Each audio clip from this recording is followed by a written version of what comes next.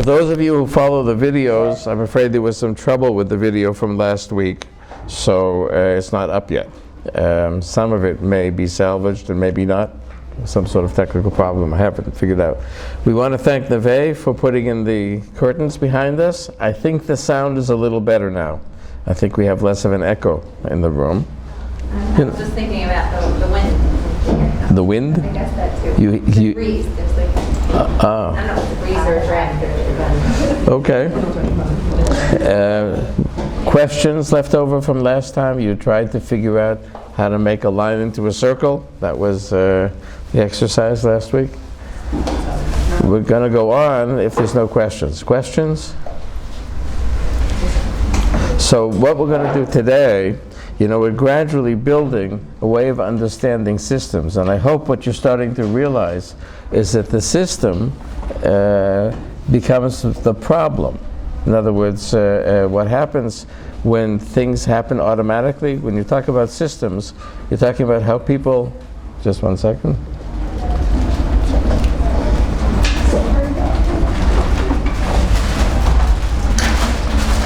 She turned it on? I asked Rivka to turn it on. Is it on? Yeah, okay. So, what we're trying to learn about is that how automatic things that happen between people become a problem.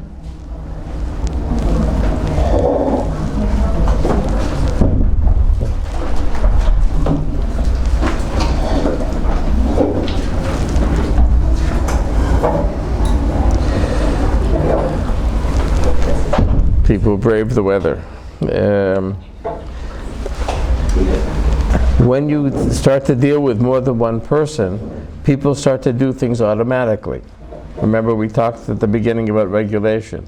And so when we're learning about systems, what we're starting to learn about is how people tend to do things between them automatically. Automatically is a form of regulation. It tends to repeat itself. And when it repeats itself, people don't co-create. They stay with what they've been doing, and then if the world changes, they have trouble adjusting to the changes in the world, like growing up, like moving, because they're used to being in what Americans call the comfort zone. The comfort zone is not a place that's good to live in forever. It's a nice place to rest, but if you stay only in your comfort zone, then nothing grows, nothing interesting happens. So last time we tried to understand how you could have an automatic system between two people. And those of you who will be doing couples therapy will be seeing this a fair bit. There's always an element of what we call complementarity, and the complementarity creates a stable form of movement, the stable dance that keeps repeating itself, and that tends to inhibit the possibility of co-creation.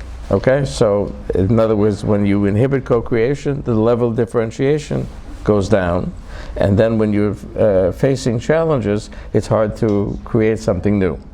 Now we're going to go into the heart of family therapy. The heart of family therapy is a triangle, and everybody knows that the triangle has 3 points and 3 sides, and there's a bit of mystification about triangles. In other words, a lot of times you'll hear family therapists saying, "Oh, that's a triangle," and you say to yourself, well, so what?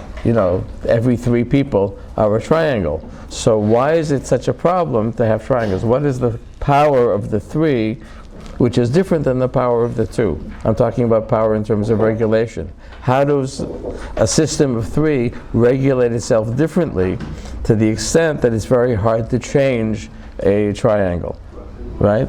That's the question that we're going to try to learn about. And what we're going to try to do is to deconstruct some of the mystification of the triangle and see how it works in a way that is useful for being able to use it. So, before we get into the triangle, we need to do one more piece of theory. It's a very significant part of family therapy theory. I'm not sure how much people read it these days, but basically the idea of a double bind was very central to systems theory. A double bind is something that it's hard to get out of, and I want to give you an example of how a double bind works and why the double bind is connected to triangles. If by the end of this session or the session next week, you understand what a double bind is and how a triangle and a double bind are connected, and how that helps us to understand the power of a triangle, and how that helps us understand how we work with triangles, then you'll be in good shape.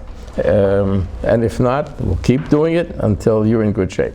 Now, a double bind is a very simple system, actually, and in Israel, the simplest way to show it is in the army, because that's where Israelis spend a significant part of their growing up time. The commander says to his soldier, I'm giving you an order not to follow this order. This is an order not to follow this order. Now, what's it? But we're not going to see what's a double bind, right? That's an example of a double bind, right? Now, what makes it a double bind? The double bind also is a source of mystification in family therapy. It's as if there's a double bind, it's something that is impossible to get beyond, and we'll try to understand how that's really not the case. The double bind has 4 parts to it. If you deconstruct the double bind into 4 parts, you can see how it works. The first part is pretty simple. There's a contradiction, right? I'm telling you to follow an order or not to follow an order. This is an order, right? And I'm telling you, if it's an order, you have to do it, but the order is not to do. Well, so there's a contradiction. Now, the average person would say to the commander, you woke up on the wrong side of the bed. What on earth do you want me to do about this? You've just contradicted yourself, right? So it's not enough to have a contradiction. It's not enough to have a contradiction. You know, come in and leave. You know, the second part of the contradiction, which is easy to follow, but somehow the language makes it sound a little mystifying, is that there's a muddle of logical types. Oh, logical types. Now, logical types is a useful way to understand. If you're doing therapy, it's useful to know about logical types, because a lot of times, particularly in the emotional world, people use language in a confusing way. And one of the most confusing ways to use language is to use the same word for 2 different levels of generalization. Logical types has to do with how things are general. It's not so difficult. There's fruit and there's pears, right? So fruit is a higher level of generalization than a pear, right? So if I say to you, would you like an apple or a pear? The apple and the pear are in the same level and that you can perform the operation of choosing between 2 things on the same level of generalization. But if I ask you, what would you like now, a fruit or a pear? Well, now, you can't choose. The operation of choosing can't be between something and something else then here you go. You have an orange, right? So you can't choose between a generalization and something in the generalization, right? So fruit is general. A pear is more specific. How can you choose between a pear and a fruit when a fruit includes a pear? Not so difficult, right? Yeah. Is this an example of what is logical types? Logical types of generalizations. Fruit, and see, in other words, a fruit and a pear are in different levels of, they're different logical types. One's more general than the other. One includes the other, okay? So when you have 2 things that one's general and one's specific, but they're the same thing, that's a logical type? So then you can't, yeah, they're different logical types. The word fruit and the word pear are in different logical types. One includes the other, and the operation of choosing can't be performed between something and something more general that includes it. Right? You can't choose between a pear and a fruit. So if just keep in mind the pear and the fruit, and forget about the word logical types. The mystification comes that the idea of logical types comes from one of the most difficult works ever written in philosophy by Whitehead and Russell. It's called Principia Mathematica. It was done in the 19-teens, and it's a philosophical work on the basis of mathematics. You don't want to go near there. I mean, if you want to, you can. But what usually happens in family therapy is as soon as you mention Russell and Whitehead, so everybody says, well, who can understand Whitehead, let alone Russell? So forget it. But all we're talking about is fruit, and pears. That's what we're talking about. One thing is more general than the other. Where that fits into the philosophy of mathematics is for another course. You don't need to worry about that now. But that's what logical types means. In the reading, for those of you who at some point will start to do the reading, you'll see that this is always quoted, because there's no way to talk about double binds without logical types. But all it means is fruit and pears. Okay? So now, if we look, you had a question? Are you going to give us an example that's within the therapy room? Not. So now we're going to get to the therapy room. Okay. So now you say you're not exactly doing fruits and pears in the therapy room, but you are doing content and process, relationship, and the content that goes into the relationship. Okay. So when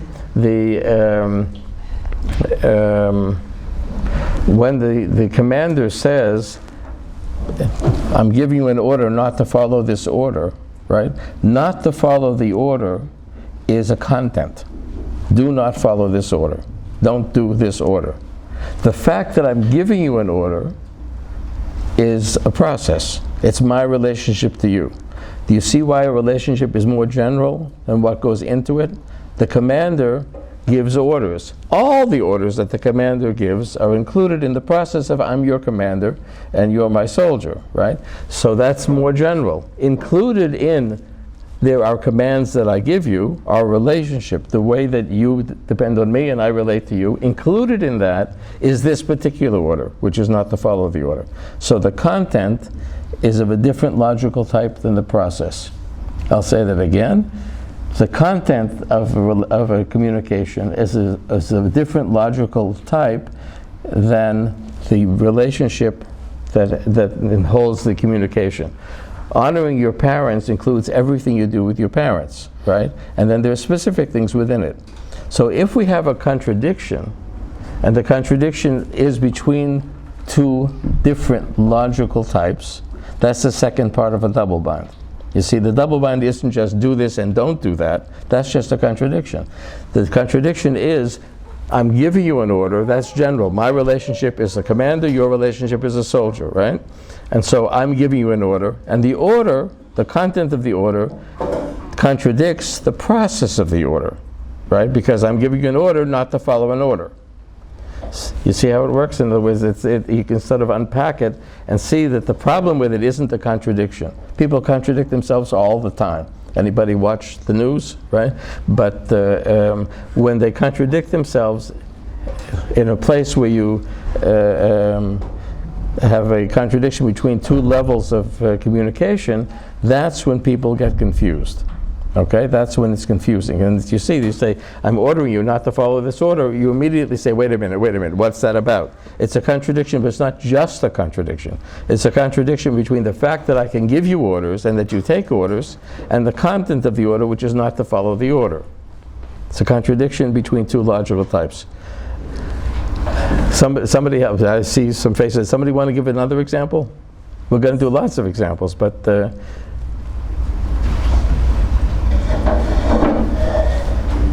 anybody? Can you give another one first? What? Another example? Right. Right. A father who smacks his kid and says to his kid while he smacks him, I'm doing this because I love you. Okay? So smacking is a content, right? You're getting hurt. The process is, I'm your father and I love you. But loving you as your father doesn't include this particular smack, unless the father is a big chassid of the Rambam and he really isn't angry, he's just doing it educationally. But let's say he's an average father and he's angry because his kid's driving him nuts, but he doesn't want to say that I'm angry. Instead he says, I'm your father, and as your father I'm giving you this smack. But the smack contradicts the relationship. Can you think of how that might work in a couple? Wait, what's the process in that example? The process is I'm your father. The content is, right? So a loving father is bringing you up and giving you a smack because I'm angry at you, don't hold together. But there are different logical types. Because within being a father, there's lots of things there. So the content and process in that example are different logical types. Different logical. All content and process is different logical types. The content is always more general than the process. The relationship is always more general than what is being communicated in the relationship. Okay, that makes sense. Okay. It's content, process, What? Sorry, to that line, relationship is always more The relationship is more general. The relationship includes in it all sorts of communications, right? And you see, for example, So the relationship is what? The process? process. Relationship is a process, and in that relationship there are all sorts of contents. If the content contradicts the relationship, you want to take an example from the way we define divorce? Sefer Kvitut, right? A divorce has to be complete. Why? Because it's a process. The process is that you have nothing to do with each other. There is no relationship. And then you can't live in a way that there is a relationship because it contradicts the process. The process is kvitut. Kvitut is a process. And all the things that continue to have, like living next door to each other and so forth, contradict the process of kvitut. And so it's a muddle, right? Is that problematic? What's that? Is that problematic? Does that show you that? No, it's not problematic. In other words, the halakha, a lot of times you'll see the halakha will distinguish between process and content. It took Russell and Whitehead until the beginning of the 20th century to figure the difference between process and content. Anybody who learns halakha knows that it's in all the sugyot, content and process. It just was called something different. What's that? What's an example of the way halacha? What? What's an example of the way halacha differentiates content and process? Well, for example, when you say that Sefer Kvitut, that a divorce has to be complete separation. So that's the process. There's no relationship now. And so living next door is a contradiction. You're doing something that looks more like a relationship. That's right. So that's why I'm asking you. If somebody comes to you, Right. divorce, and they tell you about their ex, and they're still getting like a lot of emotional comfort and things. Right. So does that show you that? Or a lot of anger. Anger is also not kvitut. It's a relationship. It's an angry relationship. Once there's kids, there always has to be some sort of relationship. What? I'm saying it can't be like a complete separation once there's kids. Right. That's you're learning about next year. You'll learn about divorce in the second year of the couples course, and that's one of the big problems in divorce, because the relationship between the married relationship is broken. The parental relationship is still there, right? Everybody knows that. How you manage the two separate, that's a question of content and process, right? So now if you think about a couple, can you imagine how you might end up with yeah? Could it be something like, I'm rejecting you because I care deeply about you? Yes, for example, right? Yeah, as an example. Right. I love you. Double binds? No, the double bind has 4 parts to it. We're only on the second one. The second one is the hard one to get, but the second one is the one that's crucial. That the contradiction is not just a contradiction; it's a contradiction between process and content, between the relationship and what you're doing in the relationship. Yeah. It would be like parent, the father who refuses, who won't pay his son's speeding ticket because he wants to teach him a lesson, like hypothetically. Right. In other words, if you say, I'm your father, which means my responsibility in my relationship is to help you to grow up, and I do something which impedes your growing up. That's assuming that that's how you're defining the relationship. So, what? Well, you see, the father says, why do you have to listen to me? Because I'm your father. So, act like a father, right? Well, his definition of father could be something that doesn't include paying the ticket. Right. It could. It could. We're talking about how if a person says, look, I'm a father because I'm your biological father, I owe you nothing. So, Not doing anything. so then there's not a logical type contradiction, it's just a contradiction, right? But then you wouldn't say to your son, and you owe me something because I'm your father who doesn't give you anything. So, Wait, so- how is that just a contradiction? what? It's a contradiction if you're saying that I'm Justify. No, then it wouldn't be a contradiction. It would just be bad. Right. Consistently bad, right? We're not confusing, just consistently bad. And there's something to be said about things that are consistently bad rather than confusing. Yeah. I would think of like abusive relationships and also like children. Just a little louder. I would think that abusive relationships and also like children of alcoholics, might probably go through this a lot, right? Like if the father comes home, or between a couple, if the husband comes home and he's drunk, Right. and like, you love him, you want to bring him in, but like, if you leave him outside, that would be like, that could be very confusing. I mean, Right. that, Right. Anything that claims to be a positive relationship, but in the content is negative, or that claims to be a negative relationship, but in the process is positive, is a contradiction of logical types. In other words, when we say Iran hates us and we hate Iran, there's no contradiction. When we say we hate Iran and we're making a treaty with them, there's a bit of a logical type problem, right? So now, if you got that part, you see that the commander says, I'm your commander, so I give you orders. And the content of this order is not to follow the order. So the content is contradicting the process, okay? Now, if you say to yourself, well, the commander is an awful individual. He's confusing the soldier because he's forcing the soldier to follow orders. That's how the original thinking of logical types was made. It's a mistake. The commander is not forcing the soldier to have a commander. The soldier wants a commander because the soldier doesn't know how to command himself yet. The same way that children are not forced by parents to listen to them. In a good home, the children want their parents to have hierarchy. They want their parents to have the kind of authority that children need. Children need a parent who has authority, because the thing that scares a fourth grader the most is to think that the person making decisions for you is in the fourth grade. That's pretty scary. You need somebody who can do better than you can do. So it's not as if it's being forced. In other words, the fact that I'm a commander, I'm not forcing that on you. You want it as well. So it's mutual, right? So as a result, you see, it's not as if the commander is saying, look, I'm your commander, I'm going to force you to do what I'm saying, and I'm saying, don't follow this order. That wouldn't work, right? The soldier would say, so I don't need a commander. I certainly don't need a commander like that, right? But if the soldier needs the commander, the same way that a child needs the parent to be the source of authority, then you have something where both of them want it to work. So the contradiction is a confusion that is difficult for the soldier who wants to have a commander. He doesn't want a commander who he can't understand. He wants to have a commander. So this is not something that's being forced on anybody. It's a relationship which is necessary for both sides.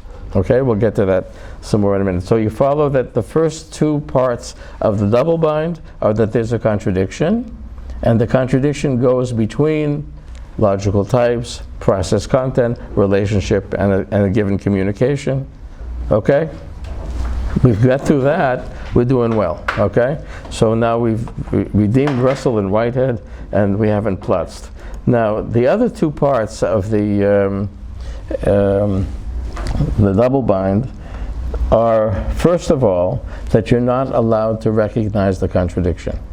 In other words, the soldier is not allowed to say, you've contradicted yourself, right? They'll put him in the brig for insubordination.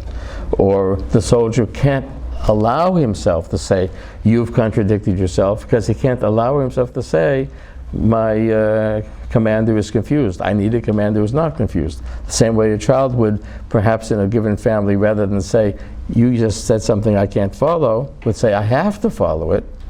I have to follow it because I need to have a parent who I can follow, right? So as a result, to create a double bind, you have to have, if you want to look at it, it's connected to lower differentiation, that you're not allowed to say there's a contradiction here. Not allowed doesn't mean only being forced not to say it. It means within the system it doesn't work. Everything goes kaput if you say to your father you just contradicted yourself. In this particular family, in the case of a double bind. So the third condition is you can't say there's a contradiction. Now if you can't say there's a contradiction, then what are you going to do? Rivka, did you have something you wanted to say? Yeah, it's like when the father smacks the child and then says, I'm your father, I love you, so the child can't say, but if you love me, then... See, if the child can say that, we're not going to have a double bind. We're going to have a challenged communication, but not a double bind. But the child can't allow himself to say it, or the father doesn't allow, or both, then you end up with something that is confusing and you can't say that it's confusing. Questions? My question is, does the soldier or the child, do they have a lack of awareness of this double bind? Right. As a way of protecting themselves? Right. So. If they were to acknowledge it, and they can acknowledge it, Right. and that puts them in a double bind. Right. Okay. So now what you've just said is central to the way the double bind was first described. The original description of the double bind is that it confuses people because they're not aware of it. You see, because it's a content and a process contradiction, it goes past people. They don't understand that there's a contradiction. So if they don't understand there's a contradiction, of course you can't make a comment about it. So the original theory was that human beings do not notice, they're incapable of noticing that there's a contradiction in logical types. However, there's a little bit of a problem with that, because the people who are telling you this are also human beings. How do they know? If human beings can't notice these contradictions, so how do the people who are telling you the theory know about it, right? In other words, they're smart and everybody else is dumb. That's how it was originally sort of proposed, that, you know, all of our clients are just too dumb to notice when there's a contradiction, but we, the therapists, are so smart that we know there's a contradiction. That it doesn't hold water. It's probably better to say people don't allow themselves awareness of contradictions because of the need for a non-contradictory system. In other words, the commander needs, the soldier needs a commander who doesn't contradict himself. The child needs a father who doesn't contradict himself. So it's not a matter of cognition. It's not that you can't understand it. It's the matter of volition, of motivation. That it's emotionally difficult within a system where people depend on each other and depend on the relationship to pay attention to the people would rather say it's not a contradiction, but if you say it's not a contradiction, then what are you going to do as a soldier? Eat your heart out, right? In the end, you can't do it, so you'll be sure that you're the problem. And that's how we have some children who think that they're the problem. And you look at the family and you see that they're trying to deal with contradictions that they can't. It's safer for them to say I'm the problem than to say that there's a problem in the communication, because that means I have people who I depend on who I can't depend on. I'd rather depend on them and be the problem. But you'll see. People blame other people and say they're the problem, not themselves. In other words, the soldier in a double bind will say, I'm a bad soldier. I'm not able to follow this order. So it's not that it's a crazy order because it's a contradiction and there's a muddle or paradox because it crosses logical types. It says, I'm a bad soldier. I belong, you know, out of the army. I belong to be punished. I need to be punished. I can't do it, but I'd rather say I can't do it than to say that the people I depend on can't be depended upon. Right? Really? What's that? I find that just interesting because I feel like most people tend to just blame other people, Not in themselves. not in families. Not in families. In families, I feel like, no, he's a bad dad. He's Right. bad mom. She was terrible. They said, you know, as children, they say, oh, you're a bad mommy, but really, Siblings will say that the other guy's at fault, but to say that your parents are at fault is problematic if you depend on them. In other words, if you're sure that if I don't have parents that I can depend upon, then I'm lost, then you'd rather be lost and the problem than to be lost and have no one to depend upon. So maybe that's more relevant maybe when the child's younger, I guess, because I feel like as your kids get older, they start realizing their parents like... Okay, so now this is an interesting question. So an adolescent, of course, could notice it. Well now, let's take an example. We're going to get to all the questions, but one at a time. These are the questions that are crucial. An adolescent, a parent of an adolescent says to them, look, I expect you to be responsible. I expect you to be responsible. Okay. Now, the relationship is that I'm looking for you to be responsible. The content is be responsible, right? In other words, make your bed, or get up on time, or show up for davening on time. Be responsible. The relationship is, I expect it of you. When you're responsible, it's not expected of you. Responsible comes from inside. So the classic double bind that happens in almost all families, and then we see how it sorts out, you see, but it happens all the time with adolescents, is be responsible. When you say to your kid, be responsible, responsible is the content, be contradicts that. I'm giving you an order to be responsible. You can't have an order to be responsible. You can grow to be responsible. And so when that happens in the families that you'll see, you say to the family, how about if we figure out a scale where your child shows you that he's responsible and you learn it from him, right? How about if he gets up 1 day a week and then 2 days a week and so forth, and instead of you're telling him to be responsible, he's showing you that he's responsible. Then it comes from inside of him. Because when you tell him to be responsible, it's a double bind. It's a classic double bind of adolescence. Does that make sense to you? It's not a small child. Now, what you're thinking about is your family, where if your father says be responsible, you would say to him, just think about that one more time. You see, I'll be responsible and I'll show it to you. So you don't have to tell me, because if you tell me to be responsible, then I'm not responsible. And your father would laugh and say, yeah, I guess I was treating you like 3 years old. And then the families solve these things. When they don't solve them, see, when you can't say there's a contradiction there. If I'm going to be responsible, I'll show you I'm responsible, not because you're telling me to be responsible. If you can say that, which doesn't sound so difficult, but in families with lower differentiation, you can't say that. And then when you can't say it, so then you can't be responsible. Because let's say you get up for davening, every single morning, but only because your father tells you to do it and he's watching and he's, so if you become responsible or you become less responsible. You see where the contradiction is? Next question. Yeah, Yossi. There's been a big debate in one of the newspapers recently about alienating children from a family. I think that could be what the question there was, what she was asking. Yeah, but taking children out of families? Therapy, that people who lots of children or adolescents who go to therapy also alienate themselves from the family. Right. And I guess in the context of what you're saying, it's the response of, well, actually I'm not to blame, is to go in the opposite direction and then say, well, then the parents are playing. Okay, so the question is, now there was something that Yossi mentioned that I don't know exactly. That's in what press? What is the press that's in these days? Huh? It's in the press recently? It's in Mishpacha. What? The Mishpacha. In Mishpacha? Oh, so tell me what's in Mishpacha. What? There was one I that thought it was was you, maybe I saw it. Rivka, did you see it in Mishpacha? Which, this week's? For the last 4 or 5 weeks, there's been like letters to the editor regarding, there was one article about how you should be very wary of therapy, maybe because it could take your kids away from you.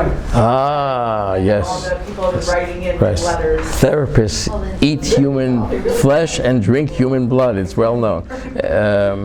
What is the... Your response to it, the context of what you're discussing. So now, what would be... Let's say you're treating an adolescent boy, and he's saying, I can't tolerate my father. He's forcing me to do things and saying that he's making me responsible. Now, if you're a family-oriented therapist, which is what we all are here, right? You would say to yourself, there's a problem in this relationship that needs attention. The attention is not to the boy, it's not to the father, it's to the relationship between them. Something about them is not co-creating. Something. The system, not the individual. It's the relationships. See, the system probably functions that way. The system is that the father says and the kid does, and then he resents it. Beseder. But that is, let's say. See them as like couple therapy. Like when in couple therapy, you treat the relationship also here. You see. This is a little subtle, so listen carefully. You say to the child, or you at least think to yourself about the child, first of all you say, I'm not going to make you an orphan. That's not therapy. if at all possible, I want you to have a father, and I want you to have a relationship with your father, which the two of you can create in a way that's different than the way you've been creating it so far. And so the double bind that's happened here, where he's telling you what to do so you'll be responsible, is a problem not of your father, of a relationship, and probably of the relationship he had with his father. Probably that's how he was brought up as an adolescent, and he doesn't quite know what to create with you. But the issue is how to have a relationship with your family, not how to break the relationship. Now, is it sometimes necessary at times to move away from a relationship in order to then recreate it from a distance? Sometimes. Sometimes. Is it usually preferable that rather than moving away, that you deal with differentiation? You see where differentiation is not separation? Differentiation is not saying break the relationship, it's recreate the relationship. It brings people closer, but it challenges them on both sides. So you say to the adolescent, you know, I hope we can find a way that you and your father can have a conversation that's right for the two of you. Right now you're far from it. You, of course, can't do what he's telling you to do because he's telling you to be responsible by not being responsible. It will help the child to realize that, right? And if you think about the issue of the double bind, you've just dismissed the spell of the double bind. The spell of the double bind, the power of the double bind includes all four parts. You're not allowed to mention that it's a contradiction. So you say to the child, there is a contradiction. Now, that doesn't make your father into a bad person who you need to run away from. It makes him somebody who's a father who's confused about bringing up his adolescent kids. And, you know, how do you think it was for him when he was 16? You see, so you're able to say there is a contradiction, but a contradiction is not a bad thing. See, the original theory of the double bind was the parent does it to the child. The parent does it to the child. That's a narrow way to look at it. It really is that what the child doesn't want to have a father. He's in therapy because it pains him that he doesn't have a father he can listen to. He wants to have a father he can listen to. So what we want to deal with is the relationship, right? So instead of saying your father is doing something terrible to you, he's putting a double bind on you. Nobody puts a double bind on anybody. Double binds are created within relationships. That's the proper way to understand double binds. The original way, the way that you'll read about it, which I think was a little bit narrow, is that whoever has the power forces the double bind on the other one. The commander forces the soldier. The father forces the kid.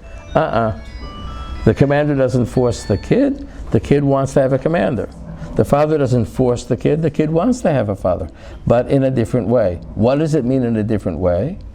We're not talking about breaking a relationship, we're talking about improving a relationship. See, if we're family oriented, we're not saying your father is not letting you grow up. We're saying the family is having trouble getting through adolescence. It's a passage of the family. And so we're going to help the relationships to grow. What's that called? Increasing differentiation. Allowing a conversation that hasn't happened before. So you may indeed help the child to see that there's a contradiction, but not in a blaming way. The blaming part is useless. Now, does that help you with what's in the press? Very much so. Very much. Wow. Okay. What's the double bind here? What's that? What's the double bind here? I miss. What's the double bind? When the father is saying to the child, be responsible, the relationship is that I'm giving you an order. The content is be responsible. You can't be responsible within an order. Responsibility is something you do from the inside. Yeah. Right. So that's the kind. Order. What's that? Is there always an order in the double bind? No, it's not always an order. The example, we're going to see another one. Can I give just a different example? Yeah. Okay, everybody listening, a different example. No, this is how you learn. You don't learn from me, you learn from each other. I assume you've gotten that, right?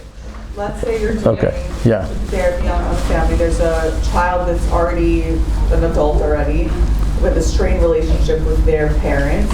The parent says, I love you, I've always loved you, but the kid says, you weren't there for me. You weren't around when I was growing up. You never call me now. that's a contradiction. I love you, but yet I was never there for you, I never called you. So how does that fit in here? Right. Well, you see, That's the bind. no, it doesn't have to be in order. In other words, to say, if you recall, we talked about relationships that can be characterized. Mainly, the lead part of the relationship is sometimes closeness, sometimes power or control, and sometimes self-esteem, right? And so in this case, I'm giving you one about control, right? The commander, right? And you're giving one about closeness, right? But the contradiction is still there. My way of being close with you is never to have anything to do with you, right? So not calling, let's say, is a content which contradicts the process, which is a process of closeness. So the distance and the closeness contradict each other in different logical types, because the closeness is supposedly the relationship, whereas the content within the relationship is distance. Okay, so that would be that's a common Polish double bind. But the kid is aware of it. It is recognized. So if it's recognized, it's not a double bind. If it's, you see, if the contradiction is recognized, that's what happens all the time in families, right? That may be why it's hard for you to imagine a family where they don't recognize it, right? Because usually people say hello, but we can't do that. Let's do something else. And it's not necessarily you're forcing me, because love isn't something you could force, right? That's not the issue of control. The issue is closeness. But this is confusing. As soon as you say this is confusing, you're out of a double bind. When you can't say that it's... That's why I didn't understand this whole thing. That's one of the pieces. As soon as you acknowledge Right. It's a little. It may be hard. It may be hard for you to imagine in your own families that there would be a contradiction that couldn't be recognized. But when you work with families, you'll see that it's not uncommon, and it'll drive you nuts in the therapy session when you see that there's a contradiction and nobody's willing to recognize there's a contradiction. That's when therapists go nuts, right? Because then you want to say, but I want to say there's a contradiction, and the kid says, I don't want there to be a contradiction. I'd rather be ill than have a contradiction, because I need family, that I need connection. So I'm willing to swallow being ill. You guys work it out. What I remember learning about a double bind is just a little different, and I'm not sure how. Good, okay. Right. Is that, let's say, an example. Just 1 second. Other people also learned about the double bind at some point? Oh, okay, good. Somebody's still teaching about the double bind. Okay, but Right. it's a little bit different. Okay, so pay attention, because we may have a better way of putting it than I have. Let's hear. Okay. Basically, if a child is, let's say, stuck between something his mother wants him to do or something his father wants him to do. Right. For example, a mother buys a child a very expensive jacket, and the father comes home and says, I don't allow you to wear this jacket. Right. Now the child doesn't know what to do, because if he's not going to wear the jacket, his mother's going to be upset at him. If he is going to wear the jacket, his father's going to be upset at him. So in any case, it's like a lose-lose situation. Right. That is a part of a double bind. But we need all four parts in order to make it a complete double bind. Now, I'm going to give you an example of that in just a minute. See, what they told you was the double bind is a triangle, right? A triangle. Mother says to you this, and so that's a triangle with a contradiction. Why does a triangle tend to work like a double bind? We'll get to in just a minute. But it's important that you said that, because if you're not careful about, you see, otherwise you end up with mystification, because you can say, all right, so Dad says, you can have a gadget, and Mom says you can't have a gadget. So where's the power in that? Why is that so powerful? The power is that the child feels like he's in a lose-lose situation, because whatever he's going to do, he's going to be at fault. You're saying the power is even more. The power is that he needs that direction. Right. Well, we'll get to it in just a minute, and then you'll see the difference. But it's useful that you said that, because that's part of it, but it's not a full definition. So my question is, I guess if we didn't finish speaking about double bind, it probably would be really helpful to do that. But how do you treat a double bind then? Well, in a minute. We're heading to what to do with it, but first we haven't finished understanding it completely. Yeah. It always has to be a hierarchy? A double bind usually exists in hierarchy. Yeah. There's somebody who's telling you. We see the hierarchy is the process. So in the example that you're giving, the father and the mother are both. It's not between two siblings. It's not between two siblings, right? But a They spouse could have a- unless the siblings are more than 7 years apart, and there's an element of hierarchy in that particular family because somebody's an assistant mother, you know. But Spouse, you're saying. oh, in spouses, you see, in spouses, the example about I love you and I'm having nothing to do with you, that's not so much an issue of hierarchy, it's an issue of closeness. Hierarchy is an issue of control. So is that double So bind? could that be, It depends on all four. We've only done 3 out of the 4. The hierarchy is one of them. One of them, but we need all 4. You know, otherwise we end up mystifying it. So what we don't want to do is get to a situation where anything that seems a little contradictory we call a double bind. We want to be more specific because the double bind has a special power which we want to understand, and contradictions just are contradictions. So now the 4th aspect, which is crucial to, and it's connected to the 3rd, is that you can't leave the field. In other words, the soldier can't say, I'm out of here. The child will not say to his parents goodbye, because he needs parents, he needs a home, he needs a bed, he needs, you know, sustenance, and he needs relationship, right?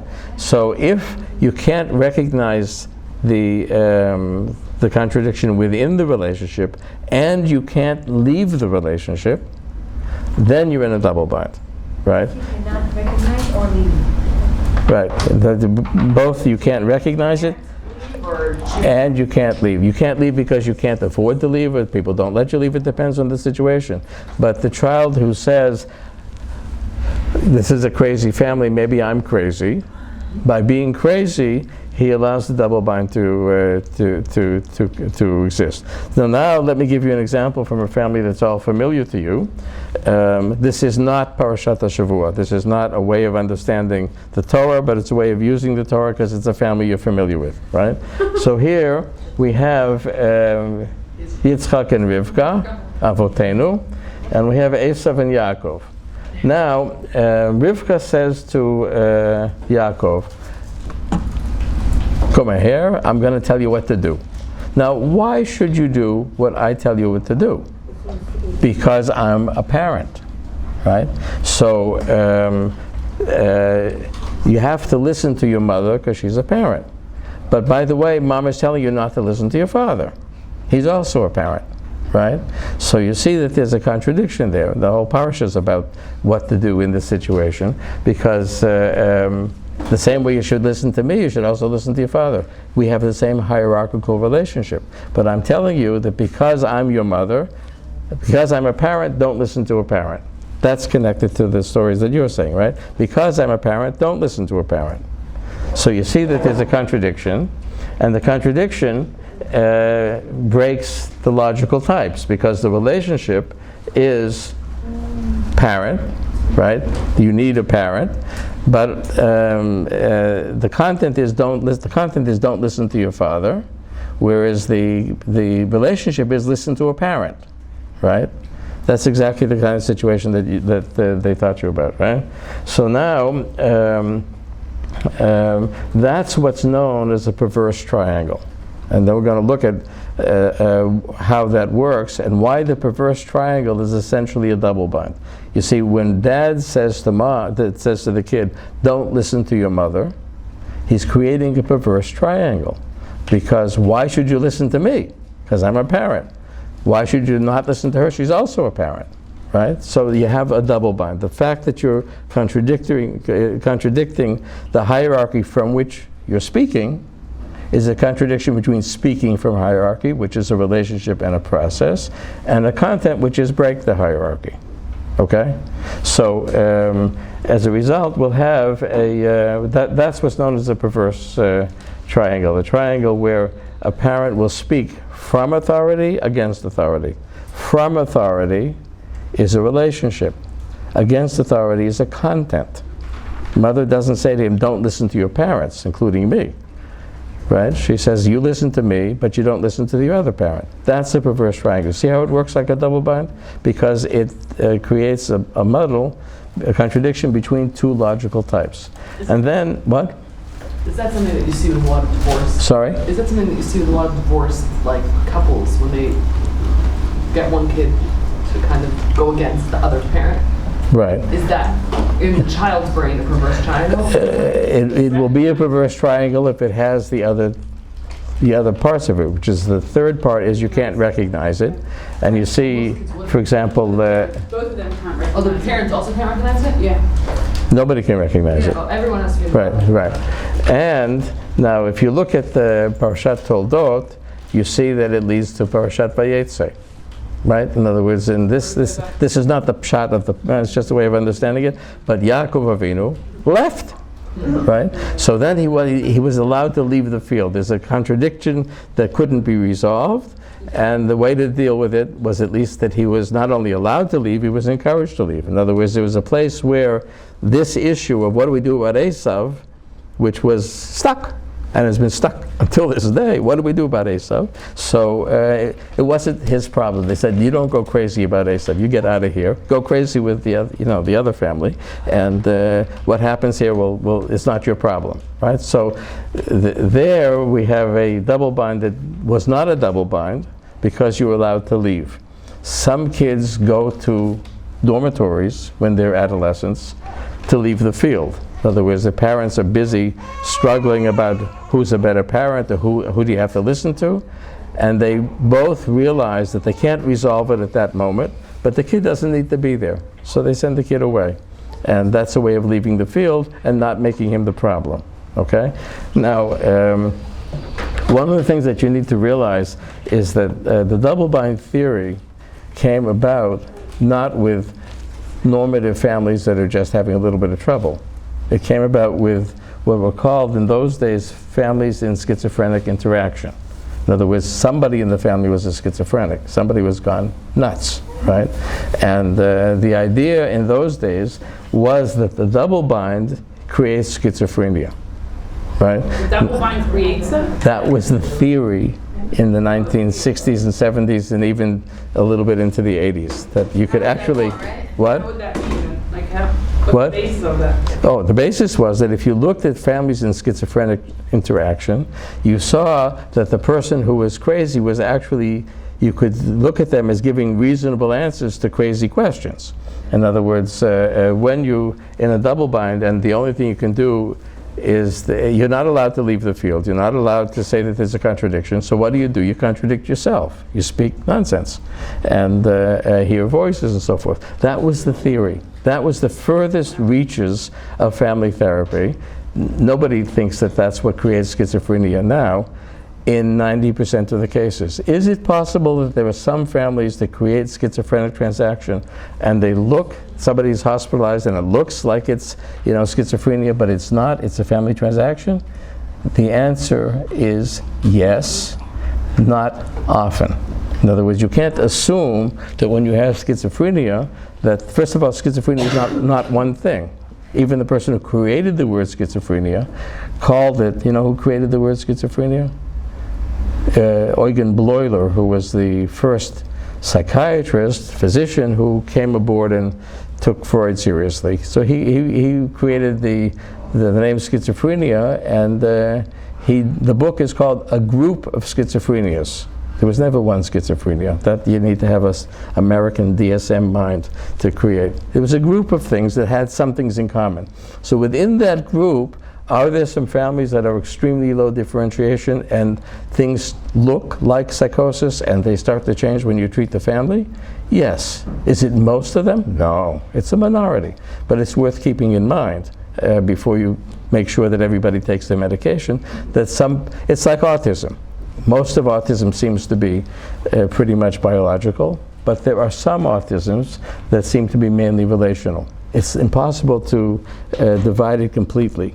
That's only people in my field who claim that if 80 or 90% seems to be biological, that means that 100% is biological. That is not very good thinking. In other words, it's possible to get into a mess that looks biological on an emotional basis, but it also isn't a great idea to say that we can treat all schizophrenia with family therapy. Or you could say something different. You could say this is a very low form of differentiation.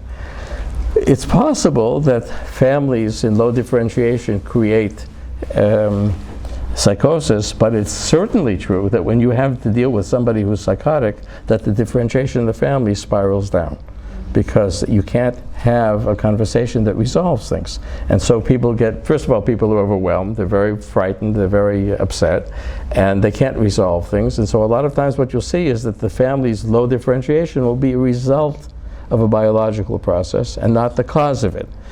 Early family therapy liked to think that if you could see the family as the cause of everything, you could solve schizophrenia. And indeed, in the 1950s, Murray Bowen was one of the people who hospitalized families. And the money for family therapy, you can't create a field without money. The money for family therapy came from the hope that you could solve delinquency and psychosis with family therapy, because otherwise delinquency and psychosis were costing the government a lot of money and getting absolutely nowhere. So the hope was that families would solve it, and that hope was not redeemed, really. Couple questions? Yeah. I'm curious what your thought is. I'm like finishing my master's in clinical. Talk a little louder. I'm curious what your thought is. I'm like my master's I'm in, which a bunch of girls is in. We were trained very much that a lot of the ideology stems from like biopsychosocial.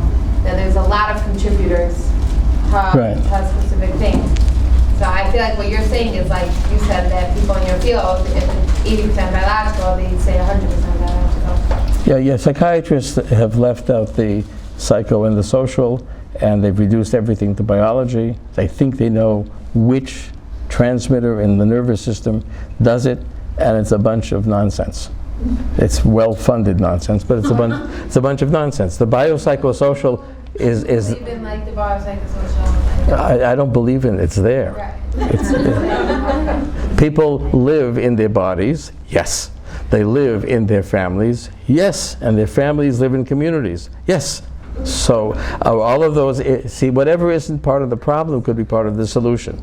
You don't have to decide, that the family is the problem. The family could be part of the solution. But then we also like something also that we were said that a person could be predisposed, let's say to bipolar disorder, Right. schizophrenia, and then like the environment they could be in could also trigger something, but they could be also originally predisposed. Right. So everybody hear the question? These are important things for families. When you finish the program, you're going to be challenged to work. And when you work, you might be working in those kinds of so-called mental health situations. And the question is, to treat somebody with a bipolar disorder, lithium does the whole 9 yards, as we used to say? No. In other words, you can take your lithium and still have the family freaking out about the fact that you're going to go crazy if you don't take your lithium. So the whole family is arranged around the lithium, and everybody's stripping you the lithium, and so the family's just as crazy as it was when you were crazy, right? Or you can help the family to say, let's start to see this person as a person who's dealing with this particular problem. How can you help him? How can you not be frightened of him, and how can the community provide resources so that you're in biopsychosocial. So whenever you're dealing with people, as Harry Stack Sullivan used to say, human beings are more human than otherwise. Right? It's a very you've heard that? Some of you may have heard that in school. Human beings are more human than otherwise. In other words, somebody with schizophrenia is a human being who is dealing with this thing that we don't understand. We don't understand it. We're pretending to for years. We don't understand it. Schizophrenia is not a disorder of dopamine transmission. It isn't. What it is, now that we have brain science and we can follow the patterns of movement between different parts of the brain, we'll probably try to find something different. But what we understand up until now is nonsense. So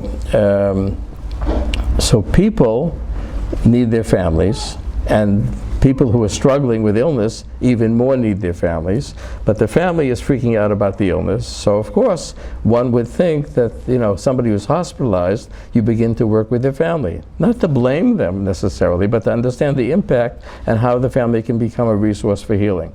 Is that done? After the elections, it'll be done again. So we're not in a good period right now, but we might get back to it because there's no question that it's helpful. I'll give you an example. I used to work in summers in Cape Cod, Massachusetts. Now, Cape Cod is the poorest district of Massachusetts. And the poorest part of Cape Cod is Martha's Vineyard and Nantucket. Why? Because the millionaires come in 2 months a year and disappear 12 months a year. Right? It's just foggy and not very nice. There's nasty weather. And people basically drink themselves through the winter. The most crucial thing, you see, there are islands, right? So the most crucial part of healing for schizophrenics in Nantucket was whether we were allowed to get on the boat to Nantucket or not. So the families found it very sort of easy to say, look, you know, they would just tell their cousin who's running the boat, don't let him on the boat. Then, you know, the person is completely cut off from his relationships. And that led to a terrible prognosis. And we started to get people back on the boat and be able to talk with their families about why they were so frightened and so hurt by the psychosis, and people started the prognosis got a lot better. People stopped getting hospitalized all the time.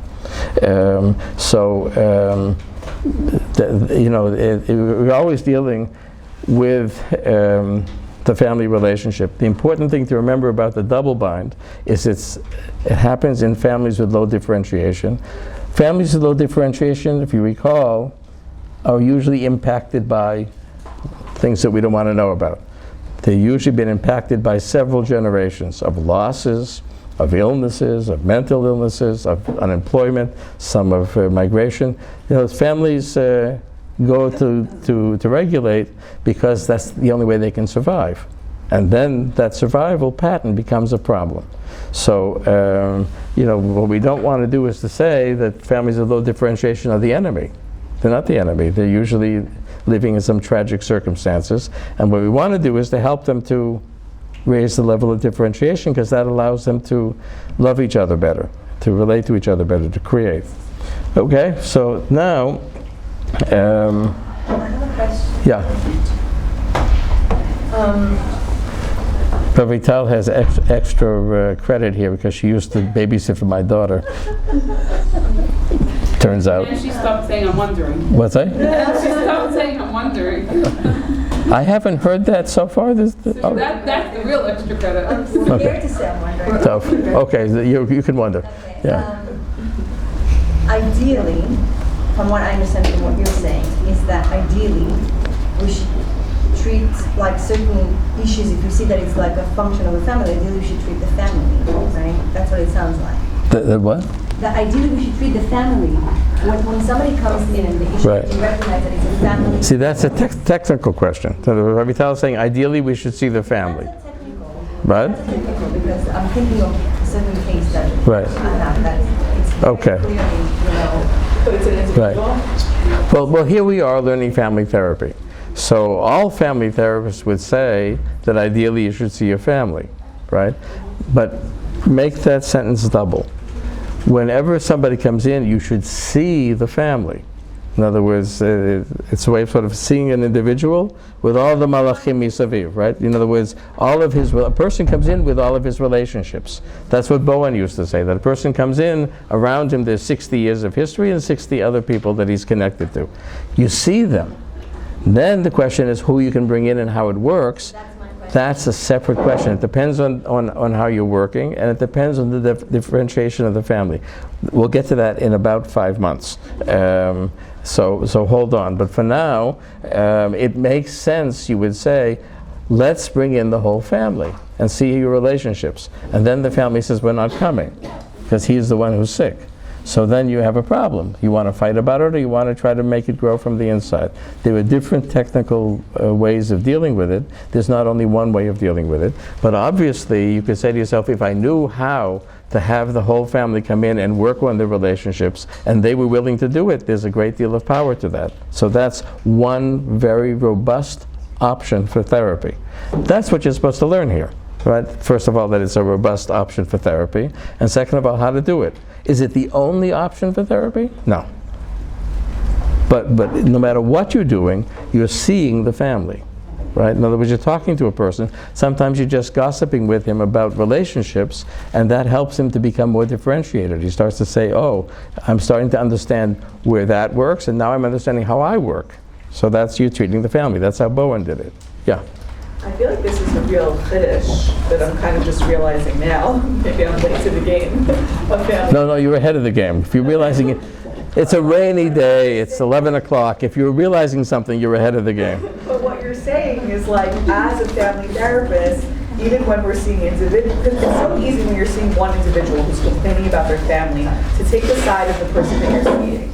And that brings up what Yossi was saying about like the article about how we don't even realize, but we can turn people away from their families because we're sitting there with someone and she said, my mom and this and that, and it's very easy to like just focus on your client and not what else is going around. What you're saying is family therapists, when an individual comes in for therapy, even if we're not seeing the family, we should imagine that we are seeing the family and try to fix things. I wonder how you got that far. I'm really late to the game, I'm sorry. Yeah, I know. Listen. It's so easy to like not do that. Like I can see how we could, the articles kind of do have a point. Like I find myself sometimes like wanting to sway people away from these quote unquote evil people that are unhealthy, that's a better word, people that are in their life. But it really, in my head, I should be thinking about.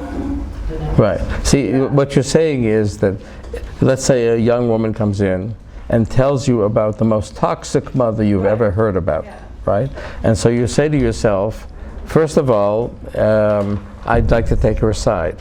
Second of all, but it's a tragedy to take her aside. Who's the mother's side? No, the girl's side. You know, they say, well, you have to stay away from her. You might say that you need something of a break, but it's such a tragedy, and we certainly would hope that we're going to be able to find a way to restore this relationship.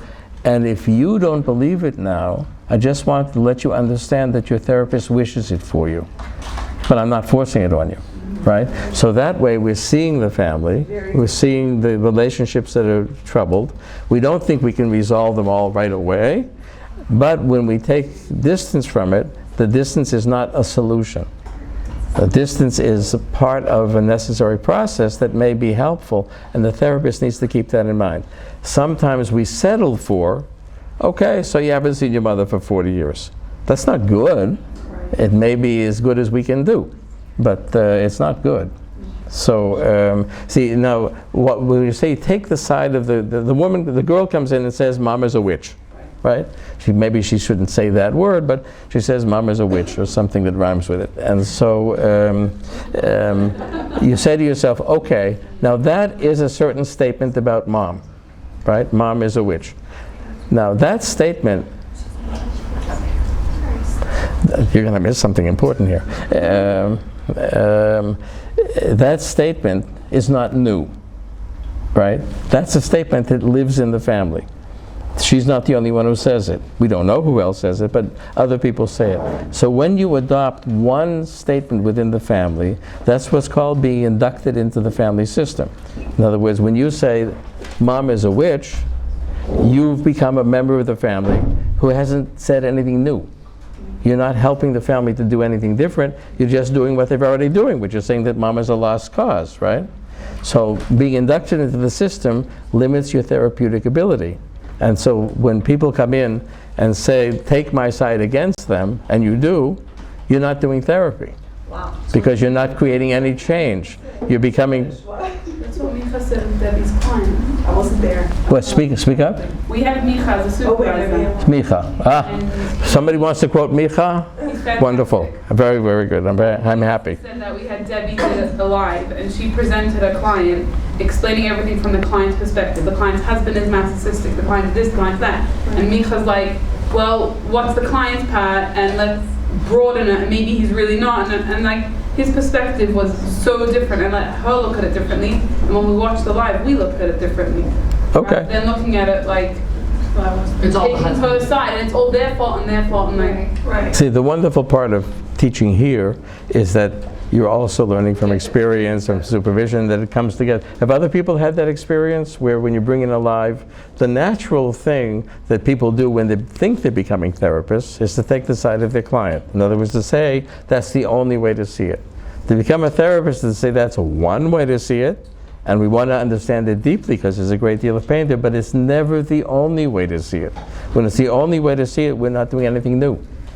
So you try to bring in other ways of seeing things to the client? Of course, right. That's what you'll be learning over the next 2 years. I had a client who's dealing with like mother issues, and Fran said to me, next session, why don't you talk about the mother and try to get the client to understand where the mother's coming from. And I'm thinking like, who cares where the mother's coming from? This is my client. Let's understand how she feels and whatever. And I just thought that was so interesting, like to spend the time actually thinking about the mother and talking about the mother. Right. Now, why would we want to do that? In other words, what's the point? We want to tell you, because the girl is in a relationship with her mother. Her mother is a human being who's not being fully appreciated by this woman, probably because the mother's not letting her. But if she's your client, right, that doesn't mean I see it only her way. It means I see it also her way, but that's not new. I also would say to myself, you know, what do you think your mother was like when she was your age? Yes, exactly, that's what she did. That's right. Oh, so it's, and then you say to yourself, oh, Bowen wasn't fooling. He didn't say a person comes in with 2 people around them and 4 years of experience. He said 60 people and 60 years. In other words, you go back in the generations and you say, this mother is having so much trouble with me. It's not that she's giving me trouble. She's having trouble with me. This wasn't created, you know, just by accident. There's some tragedy that's sitting behind it. Now, when do you do that? That's a technical question. There are some clients who walk in, and after 5 minutes you say, you've probably had some thoughts about how your father got to be that way, and bango, they say, oh, I don't know what to do about it, but let me tell you what I thought. Okay. And there are some clients who say, my father was just born a rotten, you know, and he's just rotten, and he's always been rotten, he's rotten, rotten. So you spend about 6 months hearing about the rotten, but you don't adopt it as the only thing you can think. Well, sometimes the client's also probably not ready to hear about it. But you could be ready to hear. You see, if you're not ready to hear, he's not going to be ready to talk. So you say to yourself, you see, when you see a client, there's an interesting issue of being a therapist, which is that it's something called the working model of the client. The working model of the client is not just the client. It includes the client as he sees himself, plus something. If there's not some other plus something, you're not going to be able to help the client by just staying the same old, right? So the idea of the working model of the client is that you see him better than he thinks himself, right? So the girl comes in and complains about her mother, and you say she sees herself as unable to do anything except hate her mother, right? And you say to yourself, there's another piece there that we don't have it right now, but I'm trying to imagine it.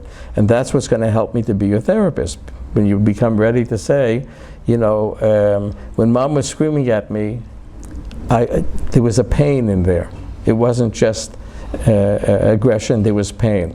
And then you say to yourself, I've been thinking that, okay, let's expand it. So seeing your mother in pain is not a bad thing, right? And that's where the change can take place. Yeah. I think when you see it that way, you become more compassionate to your mother because you understand what she's been through. You become more compassionate to yourself because you realize you're just a victim of circumstances. Your mother was like that because she was a victim of circumstances.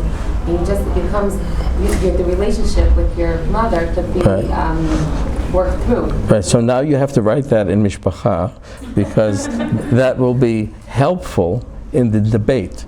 Because these issues are not debates. If they're debates, then something is divided that isn't really a division. See, so when you say compassion, compassion does not mean only seeing it the way your client sees it. That is not compassion. That's being sucked into the family. Seeing it the way the client experiences, plus something else that you hope they can have in addition, that's we call it compassion plus. It leaves the therapist room to think.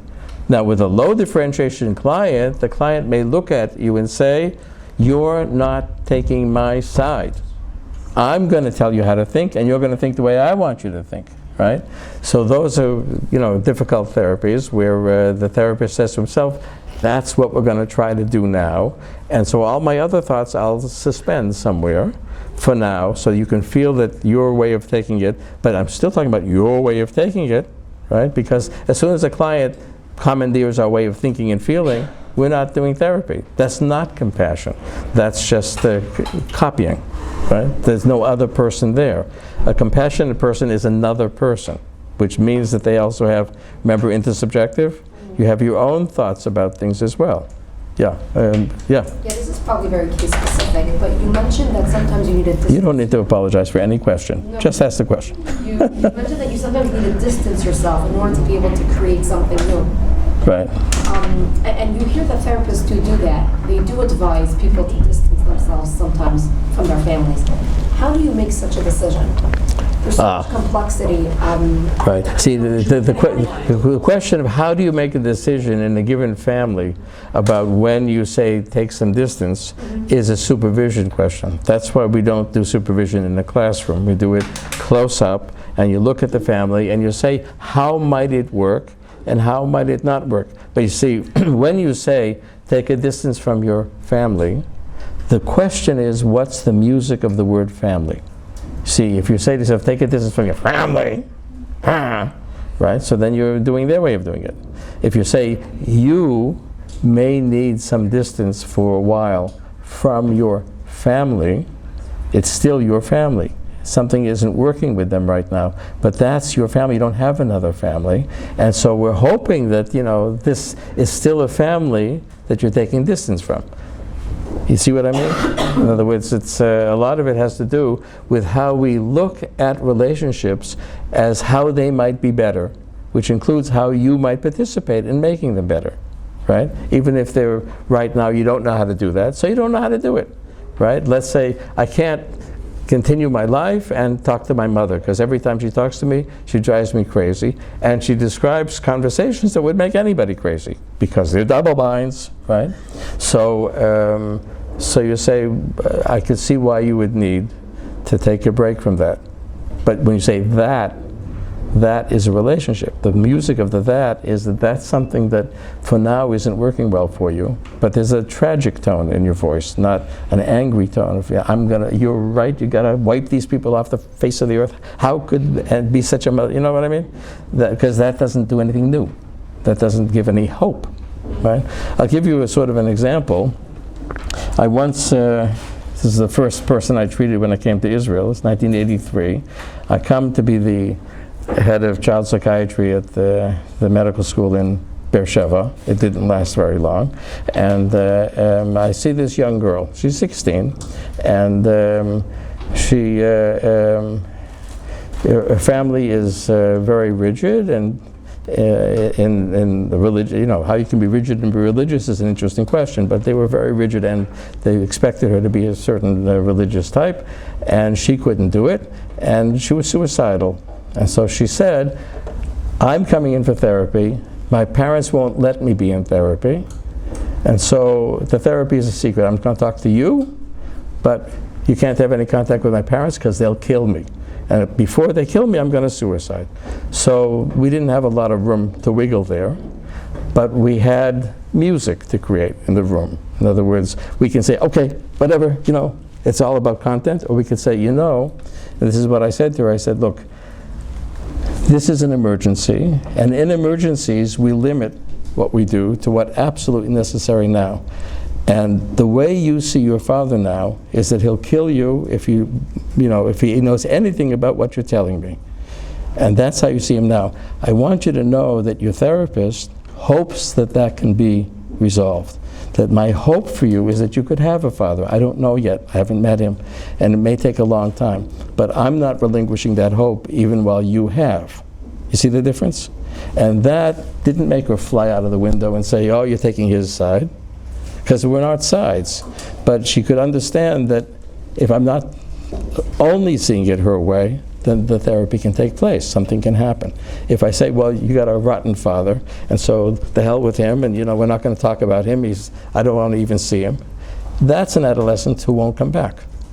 That's a paradox of adolescence.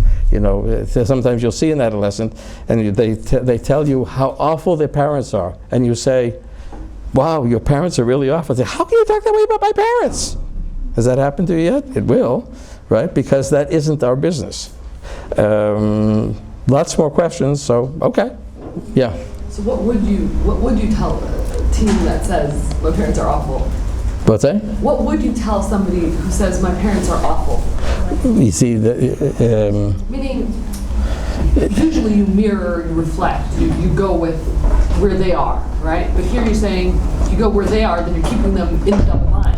well, the mirror and the reflection is part of therapy, but it's not all of therapy. Right. And if you look at families and you say to yourself, I'm seeing how you see your family. The question is how the music of the word family is. If your music of family is her music of I see how you see your family, right? Then that's an accurate mirror. But our business is not just a mirror. Our business is to help people to change. They're not happy with where they are. People come into therapy because they're not happy with you. That's the paradox of therapy, that you're always accepting what's present emotionally and hoping for change. What would you say if someone comes in and speaks about their awful parents for an entire session, one session? It's a supervision question, but I'll give you an example. For some, this is not for your client that you're thinking about. I don't have, whatever. You don't have. So with the client that you will have, you can say, "This is it's a terrible feeling. It's terrible to feel that you just can't trust these people, and it's a terrible feeling that you don't know how to talk to them, and that they don't know how to talk to you, and it's something that's hard to survive right now, and it may stay that way for a while." Right? When you say a while, that means not forever. I don't know if that helps you, but that's what I've done many times. Okay, so now let's have a brief look at the Rice family. You remember them? Now is the time for those of you who have been neglecting reading this marvelous book, The Family Crucible, to pitch up and start to meet the Bryce family. It takes about 2 or 3 hours. It's one of the best reads in family therapy. It's by far the single best book on family therapy because it's not about family therapy. It is family therapy. The Family Crucible is a story of one family's therapy, the Bryce family. And if you don't read it, you'll be denying yourself something that the best thing about the Family Crucible is that it's a book about family therapy, and there's not a single word in it that has anything that repeats in this course. It's a completely different way of looking at families. That's good, right? So in other words, you'll be able to say, okay, that's how he sees it. They see it differently, and then once you have 2, you can have 3 and 4, and then you become a therapist. So, anybody been reading the Family Crucible? I read it already. It's really good. You've been reading it? I read it already. Was it? I finished it. You finished it? Oh, good. Okay, good. You want to tell the story? I read it like from when I was at a different city. They gave it to me. Right. It's a good book, no? It's incredible. It's Right. fascinating. Right. So here's this family, David and Caroline, and they have a 16-year-old who's Aftsaris, Claudia, a 16-year-old American girl. This is the 1960s, and she's out hanging around half-dressed, coming in late, doing God knows what. And then they have Don, who's a few years younger than Claudia, and they have an 8-year-old girl named Laura. And the IP, you all know the word IP, right? The identified patient is Claudia, who's driving them crazy. Now, if we would see Claudia by herself, she would say, "My parents," and then you would say, right? But the Whitaker, Carl Whitaker was one. Carl Whitaker was the most creative of all the original family therapists. The 2 most creative ones, least theoretical and most creative, were Whitaker and Virginia Satir. And so Whitaker, used to make this up whole cloth with the family. He used himself a lot. Remember the section where he wrestles with the kid on the floor? He does all sorts of strange things. But he was a great therapist before he was a family therapist. And so Whitaker is seeing these people. Now here's the story. The story is that David comes home. David's a lawyer. He comes home irritable because he's dealing with what lawyers deal with, which is not family therapy. It's how it's always somebody else's fault, right? So that makes you irritable. He comes home and shouting, and then Carolyn cries. And then it happens again. Up, a line that repeats itself. So you're familiar with that, right? David comes home and says, "I come home irritable, and then I can't talk to her because she cries." Carolyn says, "He comes home irritable, so naturally I cry." So it's the same line, both of them are. So that's the line that we're going to turn into a circle. You all know how to do that, right? So we say, when David shouts, he feels strong, and when she's crying, she feels weak. So there's strong and weak, right? Plus and minus. And then we need to do what happens when Carolyn cries.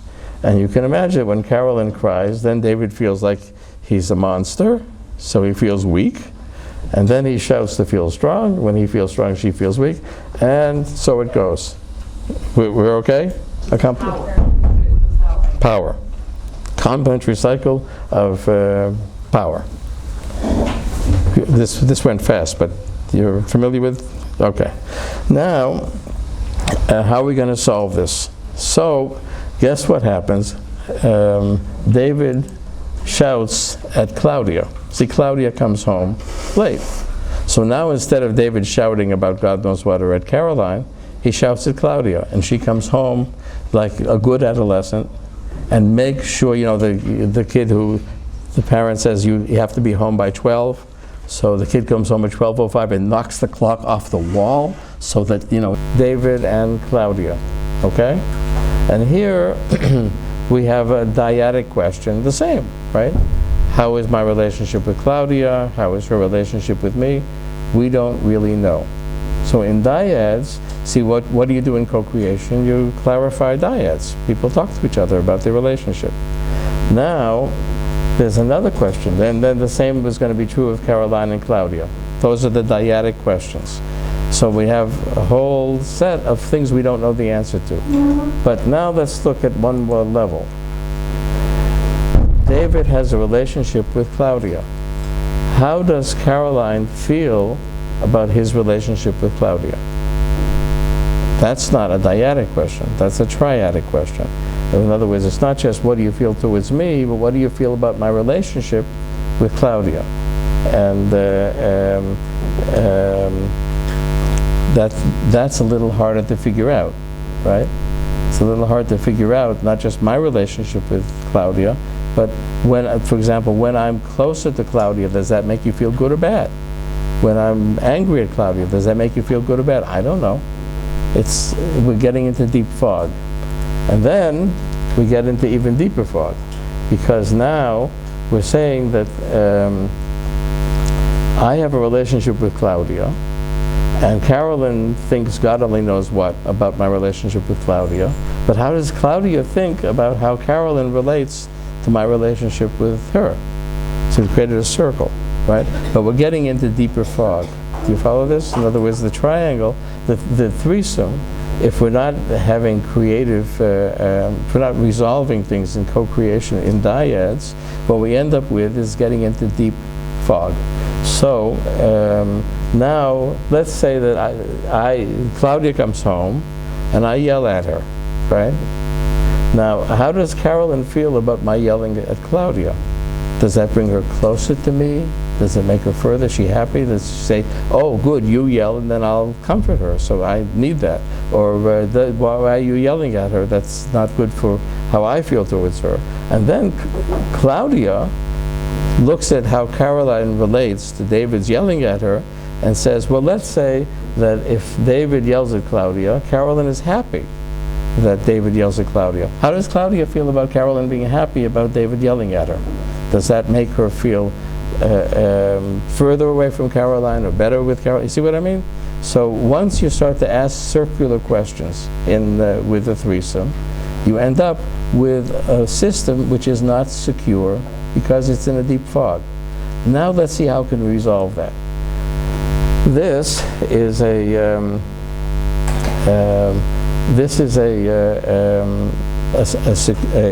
stable triangle. This is a stable triangle. Why is it a stable triangle? Well, all kids know that, you know, three kids in a group, two are in and the other one's out, right? Everybody knows that. Why does that form a stable triangle? You'll see that in the reading for those of you who get to it. What's stable about it? Well, let's ask some questions and see if we get answers. In this case, David and Caroline are negative towards Claudia, and they're positive towards each other. Do we have any questions left? Let's look. Let's say that what's David's relationship with Claudia? Negative. We know that. It's negative, okay? That's a positive one. And what's David's relationship with Caroline? Positive. So far we're okay, right? Now let's look at the relationship here. When David has a negative relationship with Caroline, with Claudia, when he yells at Claudia, how does Caroline feel? Good, right? Right, because you see, so there's no question, because she also is negative towards. So if David is angry with Caroline, with Claudia, we know what Caroline feels about it. We know that she's happy about it. If he would get close to the Claudia, we know that Caroline wouldn't like that, because she has a negative relationship with. But if it was not the parents who were fussy, What? is it the attitude victim of the parents? Yeah, in this particular case, we're going to change it, but right now it's two parents against Claudia. It turns out it's the opposite. It doesn't really matter who the. No. Oh, you see, the stability of the triangle, when it's structured this way, is that it solves all the problems. Everybody knows we were holding, right?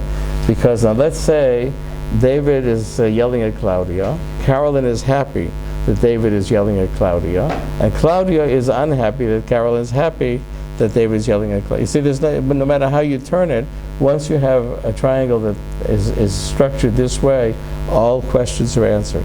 That's what makes the family stable. What does it mean, stable? That we know that things are expectable. It's the same old, same old. When it happens over again, and there's no problems. That's, I think, the proper way to take the intersubjective world and understand why a triangle that's structured with one positive and two negatives is stable. It answers all the questions. Any other way you do the triangle, for example, 2 pluses and 1 minus, you won't answer the questions. You'll answer all the questions only when there's 1 positive and 2 negatives. And so human beings who like to know what's going on, like to be able to predict, like to be able to know.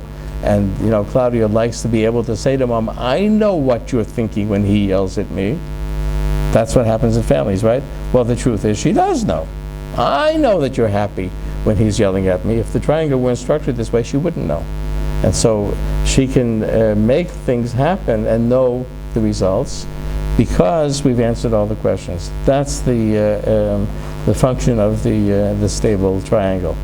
Now, next time what we're going to do is take the triangle and try to understand how it works as a double bind, when it works as a double bind, how you work with it, and then you'll do a fun exercise of looking at some triangles familiar to you from your neighbors. Thank you for overcoming the weather, and see you next week.